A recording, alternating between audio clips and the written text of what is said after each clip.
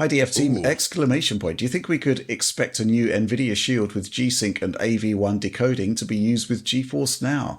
And still with GeForce Now, in your opinion, would it be technically feasible for some of the DLSS processing done directly in the client machine, PC or Shield? The host would send a downscaled image combined with the motion vector, and the client would do the Wow. final processing, upscaling, and or image interpolation. That would largely decrease the size of the content sent, and by doing so improve latency and reliability for people without optical fiber connection. Wow, there's a lot going on there, isn't there, Alex? I mean, here's the thing, right? I mean, obviously there's a new switch processor coming, T239, and if we look at sort of historical precedent, Nvidia repurposed or actually used that to make a streamer device. So, they could, in theory, do that again. But I can't help but feel that, T239 is probably going to be somewhat over-engineered for a device that's mostly, needs VRR and AV1 decode support. Yeah, it's too much, right? This other stuff, though, what do you reckon? I mean, I do think there's got to be some sort of generational shift in cloud to make it properly viable. There was id Software, of course. They did some research. It's all available online. Look at the patents, Right. Copiettes, etc. Were doing had some really interesting ideas, which seemed to be about tweaking motion vectors in a video stream to decrease input lag. Curious about your thoughts, Alex? I mean, I think the idea of some local processing to increase quality is great. I don't know if the example is sound, though, because there's like, if you think about DLSS is happening before the HUD. Yeah. So you're sent images without a HUD, and then this happens. If you've got a custom client, you could do that anyway. You could have, I mean, Maybe. Yeah. I think that's actually probably a really good idea because when you're dealing with video compression, the HUD does tend to be a persistent element that suffers corruption just due to the nature of video compression. So you could actually have a separate layer that would be, bits, send like little bits to update the HUD that's rendered locally. Yeah, I mean, if it is just like a vector-based HUD, it's actually not going to have that much data No, in it. It maybe could it actually wouldn't. be compressed losslessly even.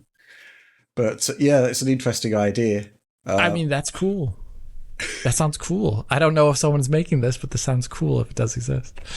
The idea of like sending a downscaled image that would be upscaled locally by the client, I think is seems incredibly involved.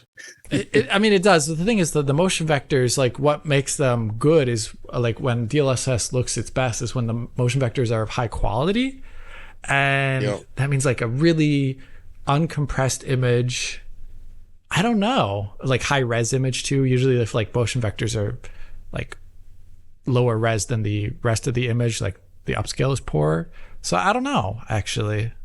This is There also might be something interesting. to it. There might be something to it because if we're going to be having an era of SoCs arriving with pretty decent neural engines in them, all bets are off really. What you can do whatever you like with it. It's just we're kind of beholden to this idea of basic video encode decode, and there are better solutions, I think, but it does require somewhat more capable silicon. It's a thought. I think so. Any ideas, John? I mean, again, none of this is that all that interesting to me, but I feel, outside of potentially the home streaming stuff, and I only really feel that way after my experience with all the Quest stuff, where I feel like the streaming there is so good that I would like a little box of sorts connected to like a TV downstairs, for instance, where I could just stream PC games to it. Right. And I think that would be quite a viable approach. What about local debanding of the signal or local noise cleanup, like macro deblocking? There's certainly a lot of potential there. I think the issue I have is that anything that's done client side is basically added latency, surely. Sure. unless Yeah. it's kind of like fully plumbed into a workflow that is designed to be low latency across the board. But if you're adding essentially what is a post process or some sort of filter at the end of the process, rather than incorporating it within the rendering to begin with, that's probably not a great idea. I don't know. It does sound like more latency on the user's end, which, yeah. I mean, what if it's only just the cost of what it is and then the display scan out time? I mean, it could be lower. It just depends on the hardware then, maybe. I'll be interested to see if Nvidia do anything about this, because they do seem to be the only ones who are actually pushing cloud gaming with tangible successes and tangible gains and good quality at the end of it. Because GeForce Now is just kind of untouchable at the moment. Mm-hmm.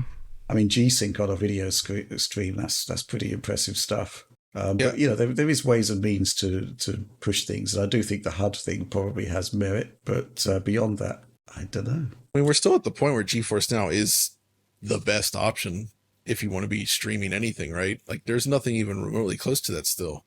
Not I'm aware of. No. To be fair, though, I've not tried Amazon Luna, but, just the groan there was quite something. I just, how I feel about streaming, but you got me to try GeForce Now and at least admit that it was genuinely amazing.